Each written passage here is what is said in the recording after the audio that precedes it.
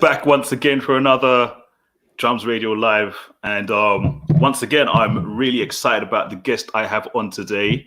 Another gentleman who is being treading the floorboards and delivering Afro House and working the wheel in a large way and sometimes unknown by a lot of individuals. And that's why I wanted to get him on the show and speak to him about it. His name is StanZeff. He joins me today. Stan, welcome to the show.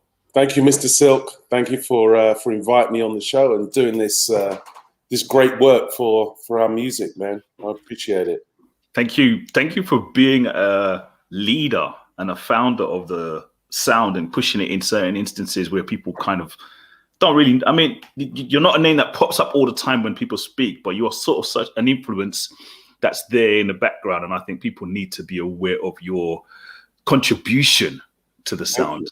Thank you, man. I appreciate it. Yeah. So let's begin a little bit at the sort of beginning, because you're originally from London. Yes. But you currently don't live anywhere near here. That's right. That's right. 4,000 miles away. Right. Yeah. You currently live over there in the States. Tell us a little bit about the London before we start going over to how you made the journey across the pond. Let's tell us about the journey here in the UK. How was that? What was your, where did you grow up? How did it start? I know you were into sound systems. I believe you had a sound system. Right. Tell us a little bit about that as well. Okay. Well, as most Black British, my parents came over from St. Lucia in the 50s. So I was first generation Caribbean in England, and so grew up in London, and it was a testing time in London, and everything going on with Black people in London. My parents decided to move out to the suburbs, so they moved out to Harrow. Mm-hmm. But music was always a part of our family. So I, 3 brothers, 3 sisters, and we were always playing music in the house. And growing up in London in the 80s, it was very much if you were a Black male in London, chances are you were going to be part of a sound system. So a sound system wasn't just about DJing. It was about building a sound system, building speakers, records, amplifiers. We were all pretty much poor at that time, so you had to get equipment the only way you knew how. Do you know what I'm saying? Any way you could, And it was about comradeship as well. It was about brothers coming together and forming something and doing something together. And so if we could get a hall, a community hall, or a house or something like that, it's like we had a brother there that would do the flyer, had a brother here that would control the promotion, had someone that would to be the technician and get the sound system together. Had someone else that would DJ, someone that would be on the mic. So you could have 5, 6, 7 guys that could be in a sound system, and it was about coming together and putting on a production. Basically, mm-hmm. We didn't know what we were doing. We didn't know anything about branding or stuff like that. But we had a sound. The sound was called Shock Sound System. My brother was part of that. Zeff and Saint, guy called Ashley Beadle. Don't know if you heard of Ashley Beadle. Very renowned in the house music scene today. Ashley was part of the sound as well. It's a couple of other guys. But it was like, it was a way for us to achieve something and do something in a time where there wasn't much for Black people at that time. There wasn't anything really laid on for us, Yeah.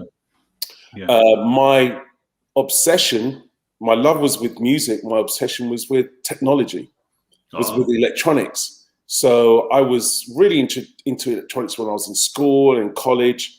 So I started building amplifiers. So I used to build amplifiers for the sound, 1,000-watt amplifiers and amplifiers for other people, and build speaker boxes and make my cables and all that kind of stuff. So I was like literally obsessed with electronics and audio electronics, and if I wasn't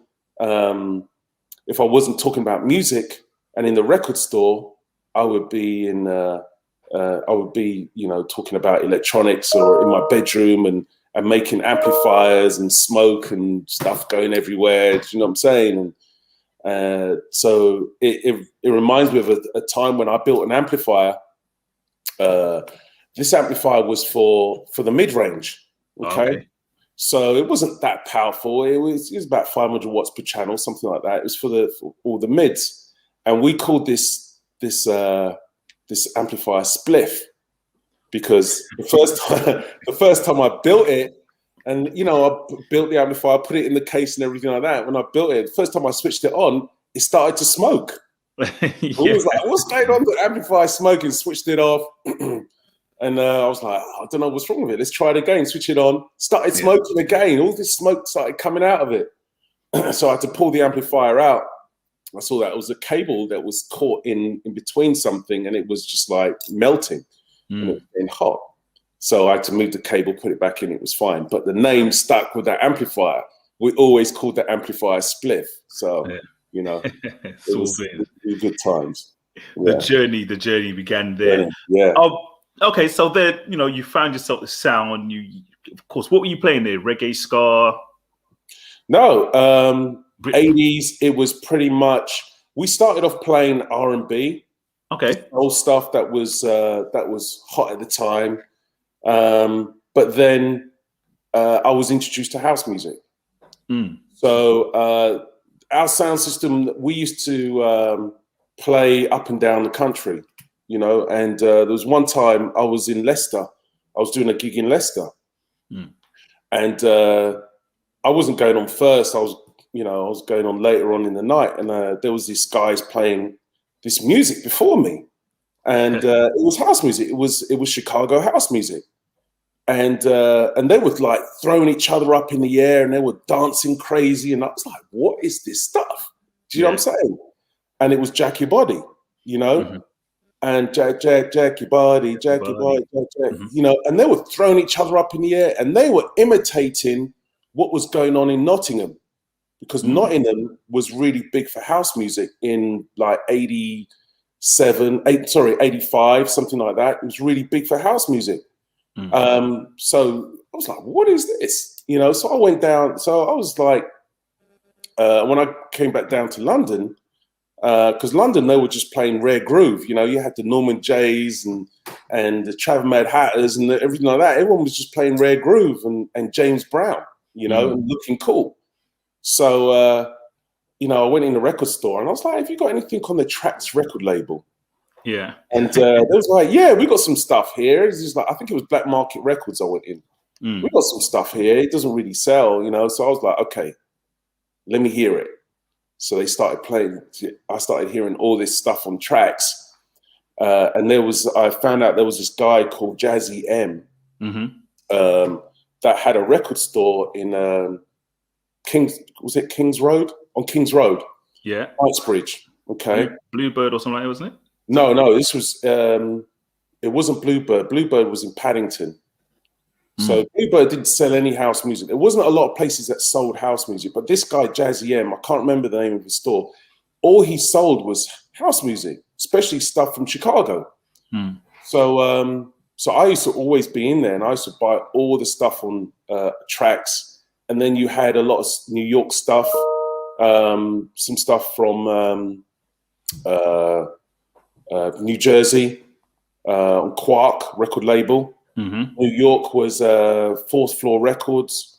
So there was like a lot of house music that was there that wasn't really being sold in London. So I used to buy it, and then we used to play it. Sound system, we used to play it. We used to play a lot of this music, and a lot of people because we used to call it garage. We used to call it house. Yes, of course. Garage. And the garage was more of the Jersey soulful stuff, And so people used to laugh at us and say, "Oh, this is garbage. Garage garbage," And house music, they used, it's just say, "This load of, it's crap. why are you playing this music? It's not real music. It's not, you know, because everyone was used to the rare groove sound, you know. No one was really playing this music. And so we used to do these parties and, you know, break into houses and do all these house music. And slowly and surely, don't tell anyone, slowly but surely, we were getting a following. People were following us, right? Yeah. And then there was this guy called Paul, R.I.P. And he got this warehouse in London, in London Bridge, on this road called Clink Street, okay? And he said, look, I want you guys to come and do the sound system because it was going to be 2 rooms. Do the sound system, and in the back room you can play your music in the back room. In the front room, it's going to be acid and, you know, fog and strobe lights, and Kid Bachelor was playing in the front room, and so we were in the back. And that was Clink Street. And Clink Street was a legendary, up to this day, is a legendary venue for when house music started in London. So when it first started, this was 1987. So when it first started, the first weekend, it was virtually empty. There was no one there. Okay? Yeah. Yeah, I know the feeling. And right. And when we first started it, the guy failed to tell us that it was 6 flights of steps. Oh, exactly. And you're carrying boxes up. We had to take boxes, amplifiers, records up 6 flights of stairs, and it was on Friday and Saturday, right? But we did it. You know, the first night, I was like, "What are we doing?" You know, the rest of the guys were cursing me out. It was like, "Stan, what have you got us into? This place was empty and blah blah blah blah blah." You know, and he was like, "Don't worry." So I don't know if you know that the brand Gqom. Gqom was around the corner, right? And they had a bunch of people there. Next week was like a lot more people. The week after that was a lot more people. It was literally packed. So we ran for the whole summer, you know, and that's where you get the Summer of Love from. You know, the Summer of Love. Yeah. So this was Clink Street was one of the first places where people were introduced to house music in London.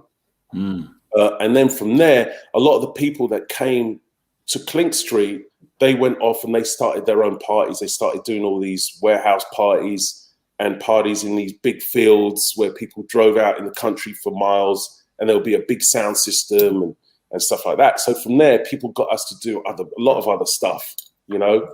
But it was a legendary party, and I still, you know, keep in touch with some people that I met from there. Yeah, you know, that, you know, was their first introduction to house music, and sticking through all the criticism and you know, people laughing at us. You know, look where house music is today in London.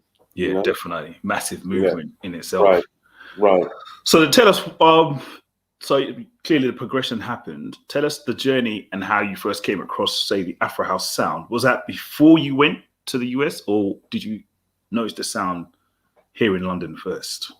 Definitely here in London first. So my background, obviously coming from the Caribbean, is to do with reggae, with soca, with organic drum sounds. So that's always resonated with me, always. So, you know, I remember going to a 12 tribes, a Rasta 12 tribes event, you know, and with drum circles, and it was just like amazing. You know, for me, it was just like the sound of the drums and everyone playing in sync with each other and different drum patterns. You know, that was my first introduction to the drum sound, the Afro sound, you know, and then picking it up in different places where I traveled in the world, in Brazil and in Africa. You know, it's always resonated with me. So I always seeked out music that had more of an organic Afro sound in it, always. You know, so you've got certain house music that was introduced back in the 80s that had that sound as well. You know, you had like Koro Koro, you know, which was Kid Bachelor. Mm-hmm. You know, you had a track called The Motherland, which was from the US, New York. You know, these were big Afro sounds, you know, that were big in the house scene, you know, which I latched onto. And then you had the Tracks label music, the house music from Chicago. Mm-hmm. So, although it wasn't Afro, it had a repetitive rhythm, a repetitive beat, you know, that was almost trance-like, Mm-hmm. you know, and that's what actually got me into house music because it had that reggae Afro repetitive sound to it, you know. Mm-hmm. So that was I was always looking for that in music, you know. And as you know, being from Caribbean background, our bass line and our kick is always essential. very dominant. It's essential. So we need that in our music, and that is the Afro sound because you've got the big djembe with boom, boom, boom. You know, so that was always prevalent with me. You know, so then I started playing more house music, and there was more Afro influenced and Afro Caribbean music that was coming out in house music, and then in, I would say, 2006, something like that, I was introduced to the South African sound, which I thought was a breath of fresh air. You know, it was something that was very much needed in the house music scene. Because the house music scene, for me, wasn't really going anywhere, you know, and the South African sound revitalized the whole scene. For me, I can only talk about myself. Other people might disagree with that, but for me, it's what really did it, you know. And Kulo De Song came out with a track, slips my mind right now, back in 2006, 2007. You know, and I was like, "What is this?" You know, and then I was introduced to the site, you know, Aphrodisia, you know, and I just used to comb there every single week, looking for music, looking for new music, you know, and just buying everything, literally, you know, everything that was decent. I bought there. I mean, there was a lot of stuff that wasn't that good. There was a lot, and it wasn't filtered at all. You know, you had to go through everything. You know, 300-400 tracks a week. You had to do it. So, so that's when I really started latching onto the South African sound, about 2006, something like that. Yeah. Very cool. And then from that transition, when was the decision made from London? Did you do parties as well? Because I know Zeff and Saint was doing the tribe parties. Did you do parties as well in London? Yeah, well, I moved to the States in 2000. Okay. So what actually happened was the sound system was stolen. I would say about 10 years prior. So, you know, it was like, as I said, I was obsessed with sound system and building equipment and cables and everything like that. And it was literally my life. I was obsessed with it. Do you know what I'm saying? Literally. So you couldn't ask me anything about sound, you know, and speakers and placement and stuff like that. I knew all about it. So I went away to St. Lucia, and everything was in the lockup. Yeah, it was in storage, and my records as well. Records, equipment, turntables, everything was in there. And usually it was at my parents' place, but you know, I was going away and they were moving, so I said, "Okay, don't worry, I'll put everything in storage." And so while I was away, someone broke into storage and stole literally everything. Yeah, sad. They stole like 5,000 records. Wow. All the speakers, all the amplifiers, all the cables, you know, and you know what? It's really funny because what hurt me the most was the cables. You know? Not the music. It's really funny because I spent so much time on building cables, you know, and you know, had certain looms at certain lengths, so I could go into any venue and just, you know, I had a big flight case full of cables, you know. And that was gone, you know, and I spent hours and hours and hours building these cables, you know. So I was like, man, the cables, you know what I'm saying? That was the first thing that went through my mind. And then afterwards I was like, man, my records, do you know what I'm saying? But it was funny because all the music that they took, all the records they took, they didn't take any of the house music.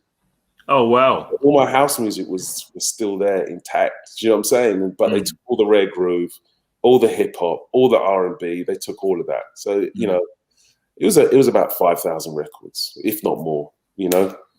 So I carried on doing sound system and DJing for a while, a few years. But after that, I was just like, let me just try and get into some other stuff, you know? But Dean started doing other parties in London, but I had already moved when Dean was doing his parties in London. Yeah. Okay, all right, cool. So the moves happened to the States, 2000. You've cropped onto the Couleur de Song kind of SA South African sound in 2006. When does the tambor appear, or how does that appear? So carrying on my story, after the sound system got removed. It all comes into one soon. So here's the story, right? So after the sound system went, you know, I started exploring other things in life, you know, and other things started. Not really exploring, but other things started coming into my life path. And one of them was spirituality. Okay. And I started, you know, coming across, you know, Black history, Black organizations and movements and, you know, Islam and 5%ers and this and that and civil rights in America and the history of Africa and the real meanings of Egypt and you know, I was like, my head was literally blown off because I was like, my head was in electronics and sounds and music and all this kind of stuff, but there's this whole world of history and spirituality that I had didn't know anything about, you know. You know, I was all about sex, drugs, and rock and roll. Do you know what I'm saying? So I started reading more, going to different meetings and organizations and stuff like that. And literally after time, I wasn't doing much music. And then, so I got headhunted by this company to move over to America, you know, to do IT consultancy. And they headhunted me and they sponsored me to go over to come over to America, you know, and I settled in Atlanta. And but I still carried on with you know, my spiritual development, and then I started getting back into my music. I started playing more music, and then after a while, I latched onto you know, an organization. Well, not really an organization, a culture from West Africa called Yoruba. Okay. And it was the Orishas, okay, and learning about the Orishas, learning about Ifa. These are all ancient African cultures, which you know, respect nature and the elements of nature and how nature gives us our life force and how we used to live many generations ago before slavery, and how we used to live our life and how we used to use the tools of nature in order for us to grow and gain our lives and be successful in our lives through nature, through the Orishas. So this was something that really interested me, and so I went over to Cuba, and I was initiated. I did many initiations into Orisha, because Cuba was one of the first places, Cuba and Brazil was one of the first places outside of Africa, West Africa, that had this culture, because a lot of the Africans that were put into captivity, the places that they were taken to after West Africa was Brazil and Cuba. Okay, so our cultures are very strong there. If you go to Brazil and Cuba, they know all about Orisha and Ifa. Okay, they know all about this culture. So Cuba was one of the places that I went to learn more about it, to submerge myself in this culture, and to be initiated to being a priest, to being a high priest, a babalao. So one of the trips that I went to Cuba, I was on my way back. I was coming back on a plane, and I was reading a book on Orishas. And when I opened the book, the first word at the top of the page was tambor. Okay, and tambor means drum ceremony. So whenever you do a big ceremony, initiation in Orisha, they end the whole initiation process with a tambor.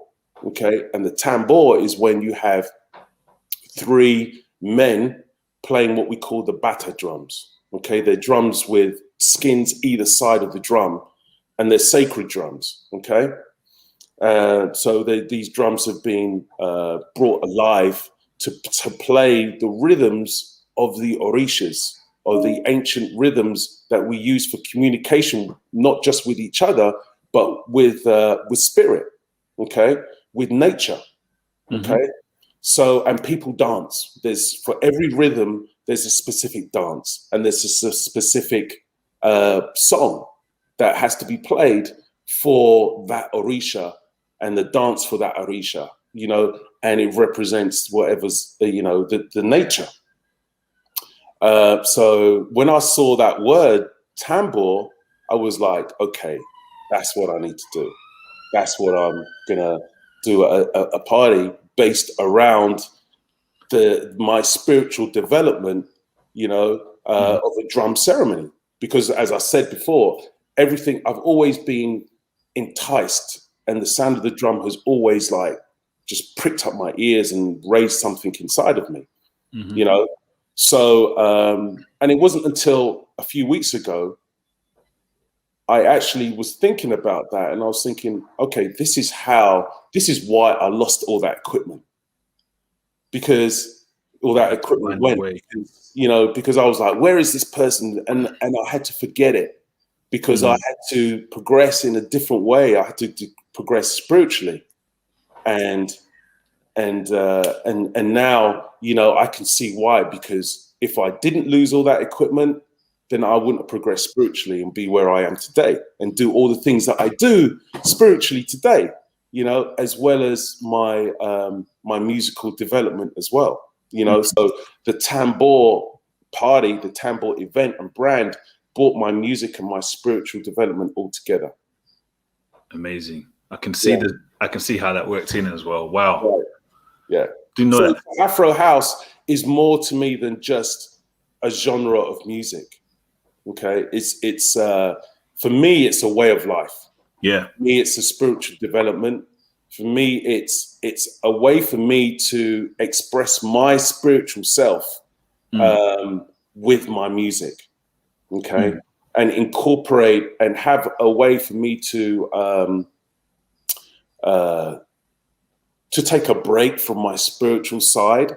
Okay, and relax in something that soothes me, So it's more, it's more than just a genre of music and getting to #1 on Track Source. And do you know what I'm saying? It's like I'll play Afro House to people who have nothing to do with the house music scene, who know nothing about the big name DJs and know nothing about the clubs. But when they hear the music, it motivates them and moves them and soothes them and heals them in a way that most people don't see. What I take from the music, and deliver to a set of people, a group of people, is totally different to what people do when they go to a club and they put their fist up in the air. Do you know what I'm saying? It's totally different. Yeah. How do you transfer that emotion when you're creating tracks then? Good question.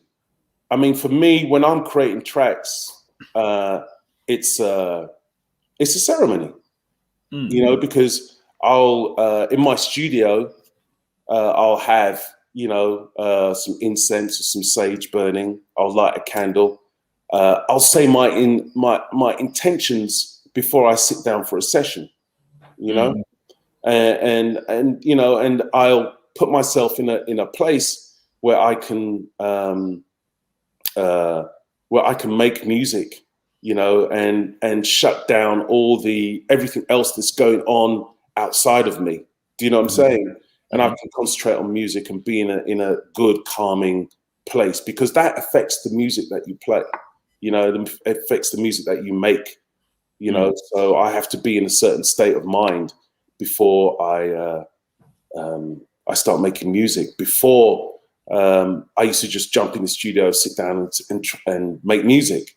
You know, and okay, I'm going to be in the studio for 5 hours, so I'm going to make music. But now it's more of a intentional process. Yeah. I can understand that. So when you so you've arrived, you've created Tambor, and you've done, let's say, the first event, because clearly there's a difference between what is the Chicago house kind of, New York, Detroit house scene, and let's say the SA house, Afro house coming out from that side of it.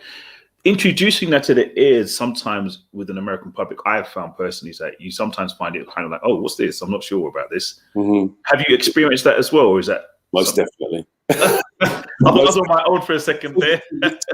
To this day, I still experience that, and especially back then when I first started Tambor in 2009, and I've always played Afro house. I have never deviated from Afro. Okay. So it was hard for people in Atlanta. I got a lot of criticism. It reminded me of back in, you know, 87 when I started playing house music in London. I got a lot of criticism. I remember doing a party once and this guy came up to me shouting at the top of his voice saying, "This is not house music. This is not house music. Play house music." Literally, you know. Yeah. You have a lot of people, like you said, from Chicago and New York and Jersey that like vocals, that like soulful vocals, you know, and they was like, I can't understand what they're playing. It's all this Afro music, Afro voice and Afro this and that. And I was like, listen to the vibration. Yeah, you should just listen to the vibration, because if there's a part in a song that you like, you know, it could be it could be percussion, it could be a guitar, it could be a piano, it could be, you know, it could be a synth, it could be anything, you know, but you like that vibration in the track. I said, listen to the voice of the person, treat it like a vibration instead of you can't understand what they're saying, you know? So I got a lot of that back in the day, you know, and I still get it today, because I get people slightly saying, yeah, you know, I like the tribal, but, you know, it's just too much. I can't understand what they're saying. I can't, you know, and I was like, okay, but I do what I do because, you know, I can't play all that. I'll play vocals, you know, but I can't, you know, go away from what I truly believe in. Because if I did that back in 87, I wouldn't have played house back then. So I remember the first time I played in Chicago, the Chosen Few picnic. Have you heard of Chosen Few? Yeah. So the Chosen Few is like, it's been running for almost 30 years now. And they play traditional Chicago house and classics, you know. And they're set up in this park and they'll get 40,000 people there, you know. So they contacted me one year and they wanted me to do the opening party. I was like, oh, wow, this is going to be interesting. So I went down there and I started playing, and the people on the dance floor started complaining. They was like, who is this guy? What is he playing? Why? He's not even from Chicago. What's going on? This, you know, but eventually I won them over, you know, and then they were saying, this guy is great. You know, we love the music. It's so fresh. It's different. And so they brought me back the next year, and every year, I think I've done it for about 5-6 years straight, you know, And 2019 was literally the first year that I played an all Afro set, you know, with no complaints, and the place was packed. You know, it was like, we love what you do so much. We want to keep bringing you back, and we're sure that people will come around and appreciate what you do. And sure enough, they did. And yeah, I did the closing party with Mike Dunn. Who's now on Defected. You know, I've done the closing parties with Terry Hunter. So they'll either have me opening the event or closing the event. You know, so just sticking to my guns is something that I feel pays off. You know, definitely. Yeah. I kind of feel the same in what we've had to do here with the Afro House as well, because still, even though you guys are, and I'm going to say Dean and yourself kind of open up the doors clearly here in London for us who've picked up the banner after and continued that journey. We've had that same kind of chat where we're fighting and pushing through as well. So I actually understand that. When you were called by Chosen Few to do that, how had you been building up to that? I mean, because you'd had to have been playing in New York and other places as well to get noticed by the Chosen Few and stuff like that. What was that build up? You know, you were knocking on doors trying to get the sound played or trying to say, hey, I'm a DJ, and it's, you know, how did that transition occur? Well, you know, it's as you probably know, in this scene is very competitive. It can be frustrating, you know. So from the onset, pretty much, I was of the mindset, you know what, I'm just going to do my thing, you know, and let people gravitate towards me, you know. So from that onset, I was, you know, I was approached by people to go to New York, you know, to go to Toronto, to go to Miami. Those were the main places that people used to call me to play, you know. So I was always in Toronto, Montreal, always in New York, you know, somewhat in Jersey, and of course Atlanta. Yeah. And so I think from doing the WMC to doing the Tambor parties at WMC, I think that really grew people's awareness of what I do, what the Tambor brand is all about. And so from there, people, you know, were more acclimated with what I do, and they were more, they started inviting me to different places. So the Chosen Few was one of those brands that were like, okay, we need to get this guy and come and give our people something different, you know, because all they knew was classics. Yeah. You know, classics and Chicago house, you know. So they wanted to introduce them to something new. Yeah, totally. Tell us a little bit about, because you spoke about it, and I was going to bring it up because I feel like it's a major part of the growth of the scene, Afro House. You spoke about the WMC, the Winter Music Conference. Yeah. A lot of the parties that seem to have happened there, but I clearly didn't get to go. I apologize. One day. Yeah. Oh yeah, one day, definitely. But, you know, but the time period what I'm talking about, that I've heard about, when, you know, Afro House was shutting it down and making a big noise, it's kind of like you were the guys that were kind of facilitating those things. Tell us about that. Well, WMC, you know, as you know, is running for many years. Okay.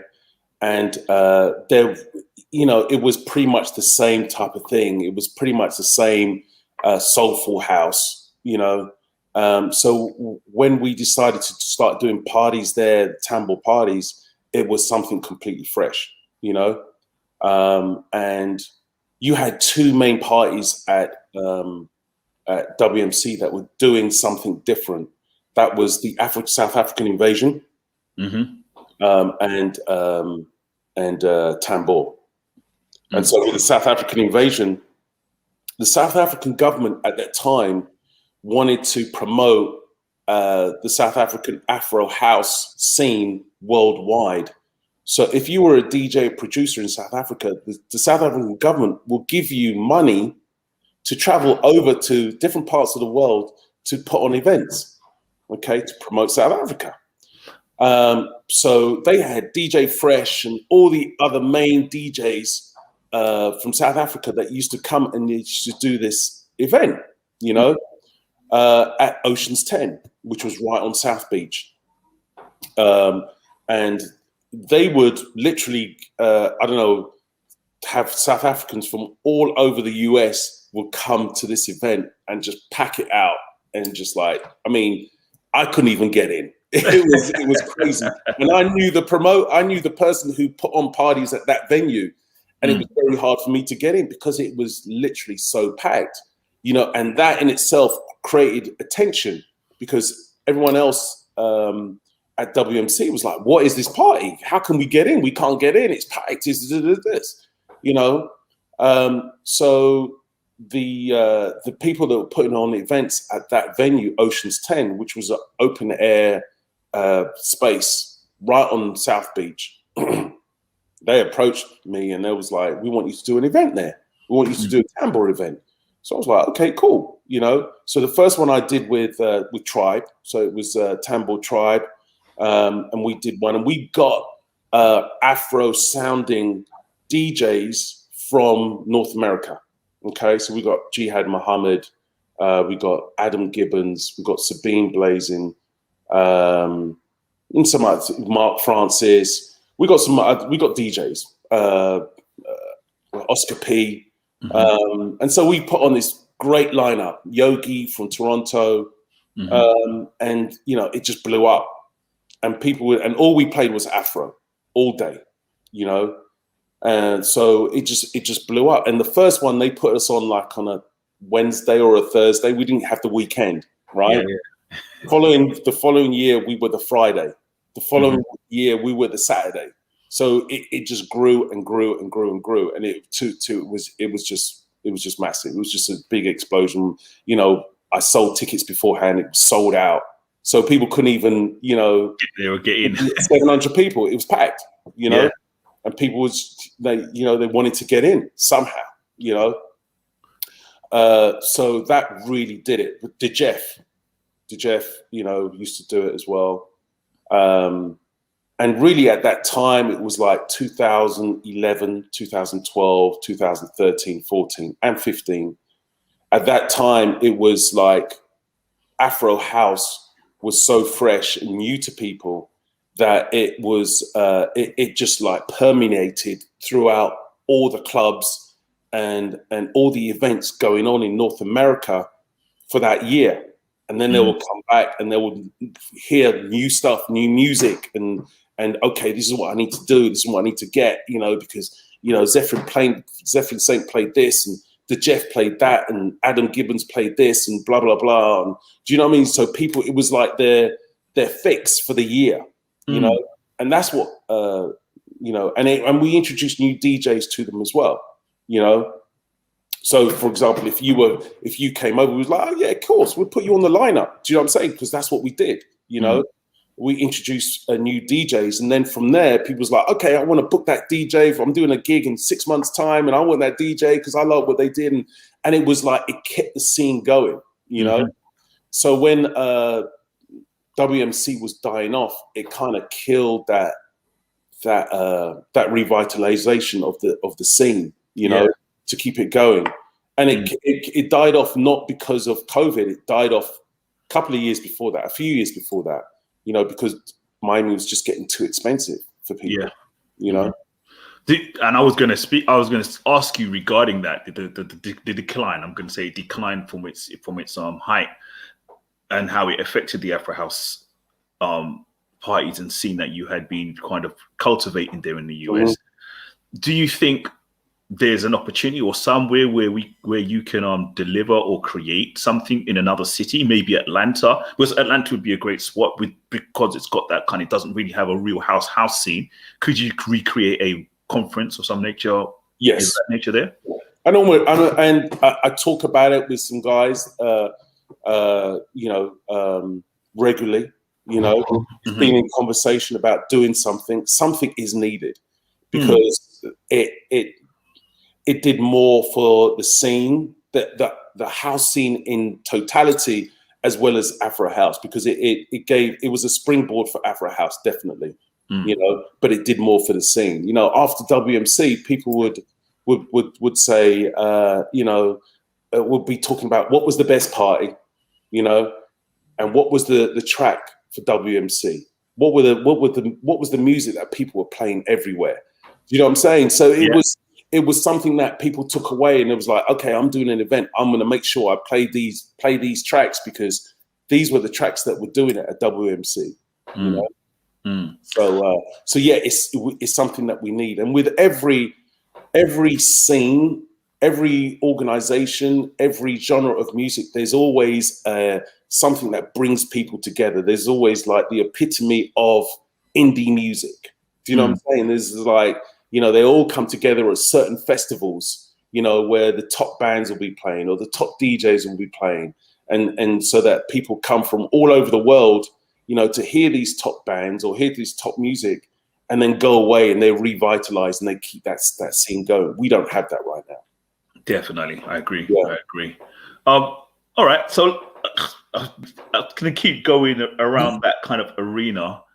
And I wanted to say you've created something which I believe could maybe give that kind of a feeling and that kind of vibe, because you hooked up with Zeff and Saint from the Tribe camp, your brother, and also it wasn't really a hookup. We didn't have much choice. You know what I mean? We sleep in the same bedroom. Do you know what I'm saying? So, you made it a family affair. That's what I could say. It's a family affair. Yeah. And you created a luxury cruise liner, Afro House. Oh, so what's the word I'm going to? I want to make it sound like royalty kind of like thing, but I can't think of the right word. Jamboree, right? Kind of thing, right? Tell us about how that kind of came about, and then let's have a little experience about what it is and what it is you're doing out there, because I'm hearing great things. I'm in Europe, clearly hearing great things about it as well. But do tell us. Okay, so I just think it was part of my background. Going back to the whole sound system days. You had to do everything yourself, okay? The flyers, the venue, the speakers, the records, everything. You had to do everything yourself. So that's kind of ingrained in me. And I always wanted to do like an event type festival type thing on the sea, on the ocean, on a cruise liner, So it was always a secret wish of mine. And then one day I was approached by this woman who worked for the cruise line, who started following Tambor. And for some reason, we just sparked up a conversation. And she said, I work for Royal Caribbean. And I was like, I always wanted to do a cruise, for house music, And she was like, I love your music. I live in Miami. And I always come to the Tambor at WMC and, buy my ticket and I come and get my drinks and blah, blah, blah. She goes, you should do it. So I goes, okay, let's talk about it. So the next thing I knew, I was on a plane down to Miami and I had a tour of the ship, and they was showing me all the different cabins and all the venues and where we could do it. And I was like, this can be done. I can do this. I can really do this, So I was like thinking, what I do with WMC, I could just do that over a 3-4 day period. I was like, I could do this, So I went away and I started, putting ideas together and started looking at lineup and what it would look like. And then I started working with this woman and I was like, what are the destinations? What can we do? I just want to keep it really simple. I just don't want to go overboard with it, but I want it to be a non-stop party. I want people to be partied out when they come, like WMC. You had to pace yourself for WMC because there were parties all day for 5, 6, 7 days. It was non-stop parties. And I just wanted to create that again on a ship. Yeah. So, when I spoke to other DJs, they were all like, yeah, we're totally down, and I was like, this is the first one. I don't know what it's going to turn like, how it's going to turn out, and, I was lucky enough to get a sponsor as well. That just fell in my lap, literally, So bringing it together, I just wanted people to, I wanted it to be on a luxury cruise liner. I wanted it to be Royal Caribbean and not Carnival, because Carnival is like the ghetto one and Royal Caribbean is the upscale. Yeah. Better food, better cabins, and I just wanted the house community to feel pampered, you know, as well as have great music, and introduce something completely new and completely different to them, and it just worked out. Everything just went according to plan, you know. I got a good friend of mine, David Solero, to do the sound system. So he wheeled in all these 18-inch speakers and everything. Like, we had a big sound system, for all the venues, and we tried to keep the venues in different, the parties in different venues, and you know, going on till 4 or 5 in the morning. The next day, the party would start at 12 o'clock, 12 noon, you know, and then, you know, we'd go off on a beach somewhere and, you know, have a party there and stuff like that. So it was revolutionary. Yeah. It was literally revolutionary, because people couldn't believe it. And it allowed people to meet. People met new people, and people came from England. People came from Australia, from Canada, from all over the States, from the East and West Coast, you know, and year by year, the numbers were just growing, you know, doubling literally year by year. Yeah. So clearly it's been stopped by COVID, but we're looking for a return, right? Plans in session?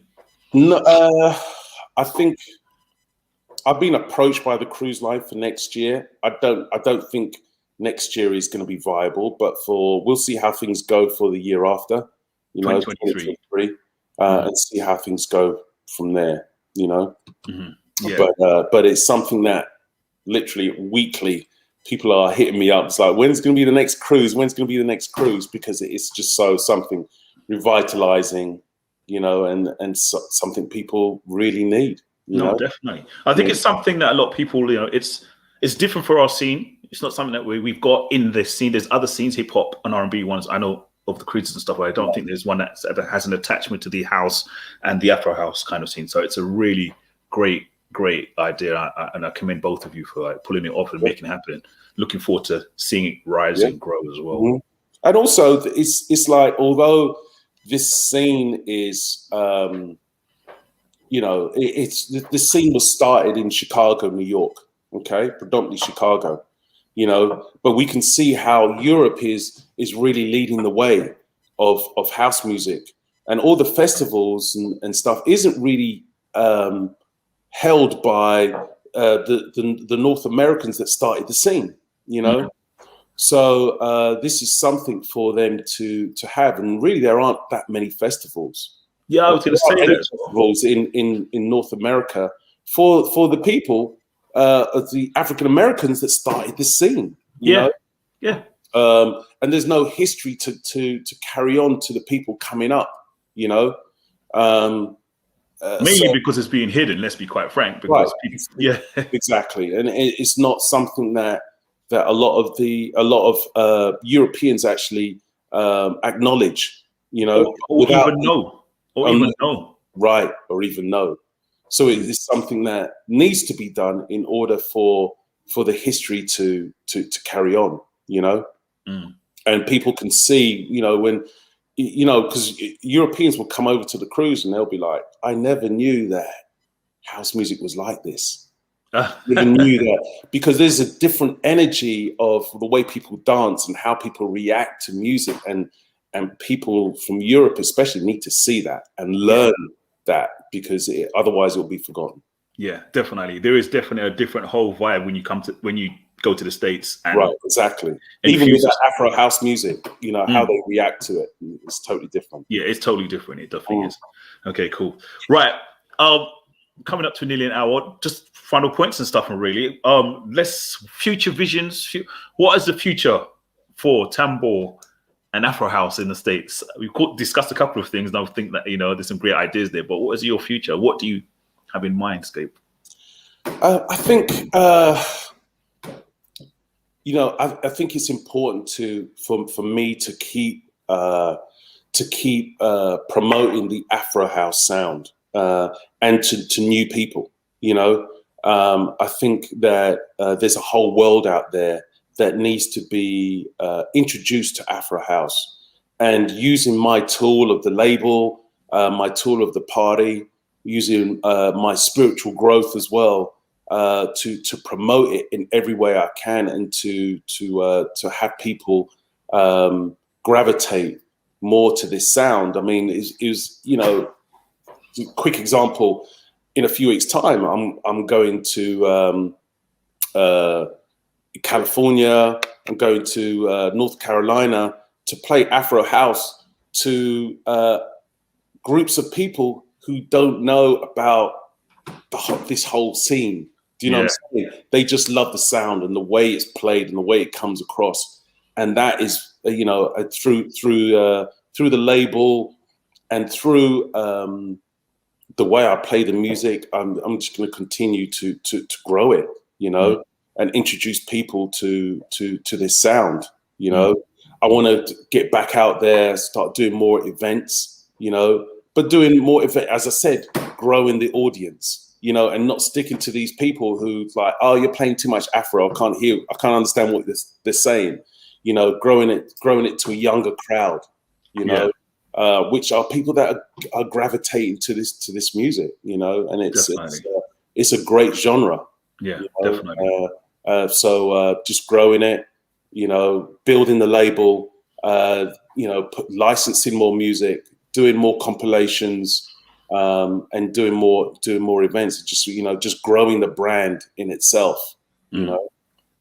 Fantastic. Well, yeah, cool. I'm going to say thank you very much for joining us today. It's been an hour talking with you, and it's, you know, and just finally, where can people find you? How did they get hold of you?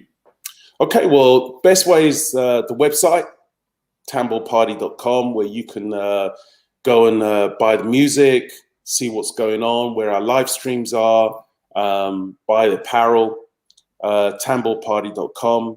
On Instagram is Tambor Party, or my Instagram is StanZeff, StanZeff, and the same for Facebook. You can check me out on the live stream every Wednesday from 8 till 10 p.m. Eastern time. So that's, I know it's a bit early in the morning for you guys. So I stream on Twitch and YouTube, up to stream number 65 now, I think. So I've been doing it every week since COVID hit. Just celebrated the 1 year anniversary of doing that. So do that every Wednesday from 8 till 10. But you can also catch all the past live streams on YouTube. So they're all recorded and they're up on the Tambor Party channel on YouTube. Okay. So you can catch them all there. And I make a point of digging out all the new Afro House music and just putting it out there and just playing it, because otherwise, you know, it'll be forgotten. Yeah. So, you know, people are coming back to me. Oh, I listened to number 34 and it was great. I love that track. I Shazammed it. And you know what I'm saying? So it's important for me to keep that vibe going. All the new music that's coming out, just keep putting it out there.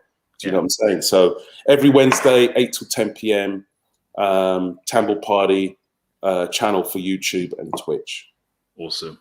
Well, on that note, thank you so much. I'm sure we'll speak again. I know you spoke. There's loads of other things to speak about. There's lots of other things, yeah. I know you wanted to. I can see you like, yeah, I wanted to talk about this. Talk about maybe another time. Yeah, definitely another time. There'll be other conversations. Of course, you're on the USA conversation a couple of weeks back, but there's more coming in the future. So we'll have you back on anyway. So it's always a pleasure to speak with you. Yeah. Always a pleasure to see you. So thank you so much for putting this on and for doing this. And it's important for our scene, you know, for the Afro House scene, that you do this so that people can see exactly what's going on and how we can come together more and collaborate more and do more music together. So, you know, yeah, definitely. Good stuff. Thank you very much. Thank you so much. Of course, Drums Radio, always here to do that. And that's what we were about. Thank you so much to StanZeff. Thank you. See you soon. Thank you very much, brother.